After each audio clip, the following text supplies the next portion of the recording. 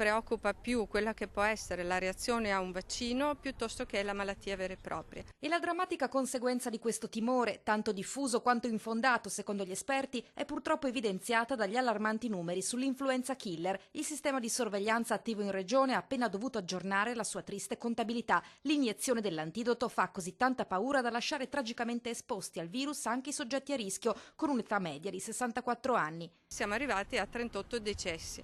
Abbiamo raggiunto un record storico negativo naturalmente, perché negli ultimi 10 anni non si era mai verificata una mortalità così alta. Per sensibilizzare i cittadini scatta così un piano di comunicazione regionale a sostegno della prevenzione delle patologie infettive prevenibili con le vaccinazioni. Al via 2 campagne informative, l'una per gli operatori sanitari e l'altra per l'utenza esterna, che sarà agganciata anche grazie al nuovo portale Vaccinarsi in Veneto. La vaccinazione è un diritto a cui noi dobbiamo aderire per non incorrere nelle malattie ed anche un dovere, perché vaccinandoci creiamo immunità e i virus e i batteri non circolano e non determinano le epidemie.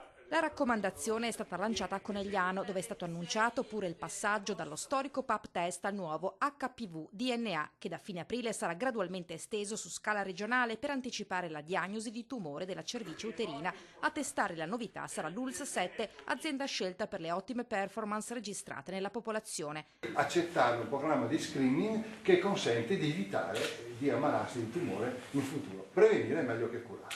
Una volta a regime il nuovo esame sarà proposto alle donne di età compresa fra 30 e 64 anni, ma potrà essere chiesto anche dalle altre nei centri Polo di Padova, San Bonifacio e Treviso. La tecnologia l'abbiamo, come abbiamo visto è centralizzata in 3 grosse aree perché abbiamo bisogno anche di numeri e competenze ovviamente, ma da questo test non sarà escluso nessuno.